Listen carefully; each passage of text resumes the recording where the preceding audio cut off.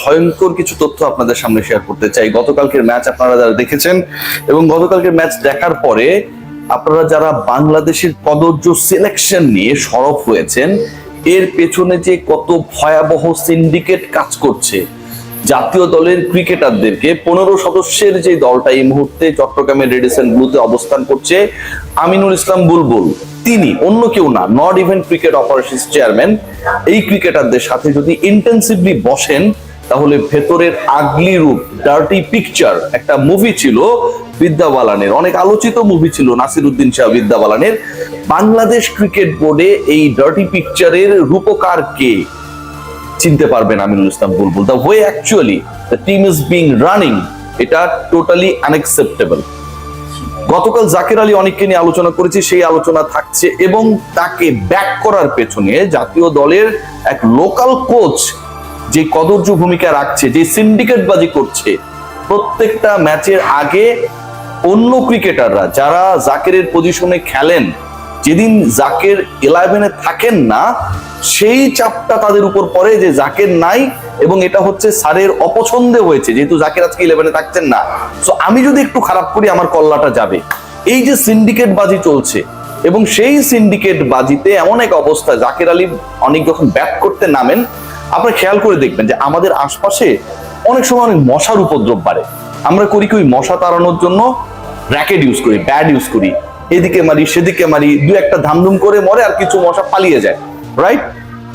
জাকের আলী অনেকের ব্যাটিংটা যদি দেখেন, তিনি যেভাবে অফ স্ট্যাম্পের বাইরের বল, হোয়াইট বল, 6 স্ট্যাম্পের বল তাড়া করেন, যেন তিনি ওই মশা ক্রিজের আশপাশে তার কানের কাছে বনবন করছে, সেটা মারার জন্য ক্রিকেট ব্যাটকে মশা মারার ব্যাট বানিয়ে একবার এদিক মারেন একবার সেদিক মারেন, সব অফসাইডের মশা মারার চেষ্টা করেন। একজন আন্তর্জাতিক ক্রিকেটার কত আগলি ব্যাটিং করতে পারেন, কত প্ল্যানলেস ব্যাটিং করতে পারেন, কত প্রশ্নবিদ্ধ শটস খেলতে পারেন, কতটুকু স্কিলফুল হলে অফসাইডের বাইরের বল তিনি টেনে লেগে মারার চেষ্টা করতে পারেন, এবং সেই ক্রিকেটার দিনের পর দিন তাকে ক্যারি করা হয়, ম্যাচের পর ম্যাচ ব্যর্থ হওয়ার পরেও তাকে দলে সুযোগ দেওয়া হয়, বিলো 100 স্ট্রাইক রেটে ব্যাট করার পরেও তার স্ট্রাইক রেট নিয়ে টিম ম্যানেজমেন্টে প্রশ্ন ওঠে না। ইভেন গাজী আশরাফ হোসেন লিপু ভাই, আসসালামু আলাইকুম, আপনাকে অনেক রেসপেক্ট করি, কিন্তু এই যে গতকালকে আবার নতুন করে দল দেওয়া হলো, সেখানটাও ওই ক্রিকেটার যখন থেকে যান, এমন না যে আমার কোনো উইকেট কিপিং অপশন নেই, Nurul Hasan Sohan is there, Liton Kumar Das captain himself is there. যখন জাকের আলী অনেককে না রেখে দল ঘোষণা করতে পারেন আমাদের লিপু ভাইরা, ঠিক তখন এই সিন্ডিকেট বাজিটা প্রকাশ্য হয়ে যায়। বুলবুল ভাই, এই ব্যাপারগুলো আপনারা দেখছেন না। এন্ড অফ দ্য ডে আপনি যতই মিষ্টি কথা বলেন, যতই সুন্দর কথা বলেন, যতই বিভিন্ন টার্মিনোলজি ইউজ করেন না কেন, টি20 ক্রিকেট, টেস্ট ক্রিকেট, হ্যাঁ, রান আউট, হিট উইকেট, এই সুন্দর সুন্দর কথাগুলো বলে আপনি যতই আমাদেরকে ইমপ্রেস করুন না কেন, আপনি যতই কোয়ালিফাইড হন না কেন, এন্ড অফ দ্য ডে দল যদি রেজাল্ট না করে, এবং সোশ্যাল মিডিয়া গিয়ে দেখুন যে এই দল যে রেজাল্ট করছে না, এটার পেছনে এই দলকে যারা পরিচর্যা করার দায়িত্বে, তারা এই দলটাকে পানিশমেন্ট করছে, ক্রিকেটারদের পানিশ করছে, সিন্ডিকেট বাজি করছে, তারা দায়ী। আমার কথা ভুলে যান, আপনি সোশ্যাল প্ল্যাটফর্মে গিয়ে দেখুন না, উত্তরটা পেয়ে যাবেন। খেয়াল করে দেখুন যে বাংলাদেশ জাতীয় দলে এই সালাউদ্দিন যেভাবে ড্যামেজ করেছে, ওয়ানডেতে বাংলাদেশ, খেয়াল করে দেখেন যে 100 করতে পারে না। এই বাংলাদেশ আমরা কবে দেখেছিলাম? এরকম হতদরিদ্র ব্যাটিং আমরা কবে দেখেছিলাম? ব্যাটিং কোচের ভূমিকায় তিনি 109 রানে বাংলাদেশ অল আউট হয়ে যায়। এরকম হতদরিদ্র ব্যাটিং আমরা কবে দেখেছিলাম? 30 ওভার খেলতে পারে না। তিনি প্রেজেন্স থাকার পরেও আমরা দেখেছি ওয়ানডেতে টানা 4টা সিরিজে বাংলাদেশ দল হেরে গেছে।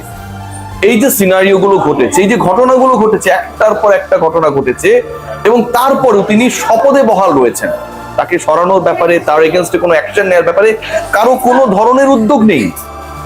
এসবের উত্তর কে দেবে? মোহাম্মদ সালাউদ্দিন যেন এখন একটা হিটলারে পরিণত হয়েছেন। যতক্ষণ না পর্যন্ত অ্যাটম বোমা মেরে তাকে গ্রেফতার করা হবে এবং তিনি তার ডিসিশন নেবেন। হিটলার তো সুইসাইড করেছিলেন, তার আগ পর্যন্ত তাকে কেউ সরাতে পারবে না। জার্মানির চ্যান্সেলর হিটলার যেন এই মুহূর্তে বাংলাদেশের দায়িত্বে, সিনিয়র অ্যাসিস্ট্যান্ট কোচের দায়িত্বে চলে এসেছেন।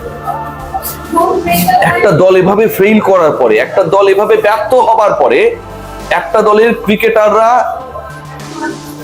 এন্ডলেস প্রেসারে থাকার পরেও ক্রিকেট ম্যানেজমেন্ট এখানটায় কোনো ভূমিকা রাখে না। দল নতুন করে দেয়া হয়, সেখানটায় সৌম্য সরকারের জায়গা হয় না, অথচ সবশেষ ওয়ানডে সিরিজে কি অসাধারণ ক্রিকেট খেললেন ফ্রম নো হোয়ার। কোথাও তিনি ছিলেন না, কোনো প্রসেসের মধ্যে তিনি ছিলেন না, হি ডিড হিজ বেস্ট। এখানটায় আমরা দেখি না মোসাদ্দেক হোসেন সৈকতরা কোনো ধরনের প্রসেসের মধ্যে রয়েছেন, ইয়াসির চৌধুরী রাব্বিরা কোনো প্রসেসের মধ্যে রয়েছেন আমরা দেখি না। ফাঁকা মিডল অর্ডার নিয়ে আমরা খেলছি, তাওহিদ হৃদয়, জাকের আলী অনিক, এবং এই মেকানিজমটা টোটালটাই কুমিল্লা ভিক্টোরিয়ান্স মেকানিজম এটাকে হচ্ছে ডিল করছে। খেয়াল করে দেখুন, Liton Kumar Das, he was the captain of Comilla Victorians. Imrul কায়েসকে ওখান থেকে মোহাম্মদ সালাউদ্দিন সরিয়ে ওই সময় গুটিটা শুরু হয়েছিল, লিটন কুমার দাসকে ক্যাপ্টেন্সি দেন। সেই ক্যাপ্টেন ন্যাশনাল টি-20 ক্যাপ্টেন, সেই কোচ জাতীয় দলের senior batting coach, assistant coach, এবং তাদের দলে অবভিয়াস চয়েস হিসেবে আমরা দেখি তাওহিদ হৃদয়কে। ফেইলিওর, তার কাজ করতে পারছেন না, স্ট্রাগল করছেন, 10 ম্যাচ পর একটাই ভালো করবেন সেই আশায় আমরা বসে থাকবো। সেই ম্যাচের 11-এ কোনো কিছু না করে from nowhere Zaker Ali অনেক ঢুকে যান। এর থেকে বিরল দৃষ্টান্ত হতে পারে, যেভাবে তিনি অফসাইডে মারবেন না টাইপ খেলা হয়, আমরা 6 সাইড খেলি, আমরা সার্কেল ক্রিকেট খেলি দেখবেন রাতের বেলায়। শীতকাল আসছে, সেই ক্রিকেট বেড়ে যাবে, বিভিন্ন ক্যাম্পাসে বেড়ে যাবে, বিভিন্ন কোয়ার্টারের কলোনিগুলোতে বেড়ে যাবে, বিভিন্ন মাঠে বেড়ে যাবে। এবং এই টুর্নামেন্টে হয় কি জানেন, যে বল যদি উপর দিয়ে চলে যায় তাহলে আউট, অফসাইডে চলে গেলে যেন ওই যে 6 ভার্সেস 6 খেলা যেটা আমরা খেলি, 6 মারলেই আউট, অফসাইডে মারলেই যেন পুকুর আছে, বঙ্গোপসাগর রয়েছে, বলটা হারিয়ে যাবে, এরপরে নতুন বল নিয়ে জাকেরদের এগেনস্টে বোলিং করতে নামবে ওয়েস্ট ইন্ডিজ, তারা সর্বনাশ হয়ে যাবে।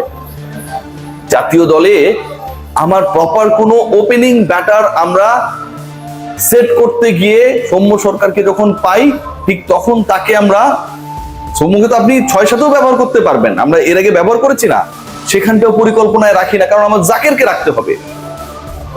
শামীম হোসেন পাটোয়ারি, জাকের আলী অনিক, নুরুল হাসান সোহান, 3 জন স্লগার আমার কেন প্রয়োজন? সোহান থাকার পরেও দেখবেন লিটন কুমার দাস, বাংলাদেশের বেস্ট কিপার থাকার পরেও তিনিই কিপিং করবেন। এবং গতকালকে বাংলাদেশের বোলিং ইনিংসের ভেরি ফার্স্ট বলে তিনি ক্যাচ মিস করেছেন, স্লিপের ক্যাচ নিজেই পাকনামি করে ধরতে গেছেন। এই যে ঘটনাগুলো ঘটে, এই ঘটনাগুলো যে ঘটছে, এগুলোর কোনো দায়বদ্ধতা নেই, এগুলো নিয়ে কেউ কথা বলবে না। তানজিদ হাসান তামিম খুব সুন্দর কথা বলে গেছেন যে জাকের আলী অনেকের প্রতি ভরসা ছিল। তানজিদ তামিম যে কথাটা বলেন নাই, মনে মনে গালি দিয়েছেন যে আমি যে প্রেসারে পড়লাম, আমি যে আউট হইলাম, আমার আউট নিয়ে যে সমালোচনা হচ্ছে, এটার মূল কারণ তো আমার পার্টনার 94 স্ট্রাইক রেটে ব্যাট করছিল, আমার ওভাবে উল্টা পাল্টা না মারা ছাড়া হয়েছিল না। কেউ সেই কথা বলে না। শামীম হোসেন পাটোয়ারি ফেইল করেছেন, আউট হয়েছেন, বল হিট করতে গিয়ে আউট হয়ে গেছেন, তাকে নিয়ে সমালোচনা হয়েছে, প্রকাশ্য গ্লোবাল মিডিয়ায় সেই সমালোচনা এসেছে। অথচ জাকের আলী অনেক ওই সিচুয়েশনে 18 বল 3 ওভার খেলে দিয়েছেন, 17-এর বেশি করতে পারেন নাই, পুকুর আছে দেখে অফসাইডে বল মারেন নাই, সেটা নিয়ে সমালোচনা করার কেউ নাই। ক্যাপ্টেন তখন কোনো কথা বলেন না। বাংলাদেশ দল যেভাবে চলছে, যে সিন্ডিকেটে চলছে, যে ব্ল্যাক ম্যাজিকে চলছে, এটা থেকে এটাকে বের করবে কে? পাইপলাইন নিয়ে কথা বলেন, ডিসেন্ট্রালাইজেশন নিয়ে কথা বলেন, ফ্যাসিলিটিস ইমপ্রুভমেন্ট নিয়ে কথা বলেন, কিন্তু জাতীয় দল যেটা এই মুহূর্তে খেলছে, সেখানটায় প্রশ্নবিদ্ধ ক্রিকেটারদেরকে আপনারা যখন সুযোগ করে দেন, এটা নিয়ে যখন কেউ প্রশ্ন তোলে না, ক্রিকেট অপারেশনস এর ফেইলিওর নিয়ে যখন কোনো ডিসকাশন হয় না, ঠিক তখন আমিনুল ইসলাম বুলবুলের সকল সুন্দর কথাগুলো অসুন্দর হয়ে যায়। বাংলাদেশে জাকের আলী অনেক যেভাবে কুৎসিত ব্যাটিং করেন, ওরকমই লাগে সবকিছু। সবাই ভালো থাকবেন।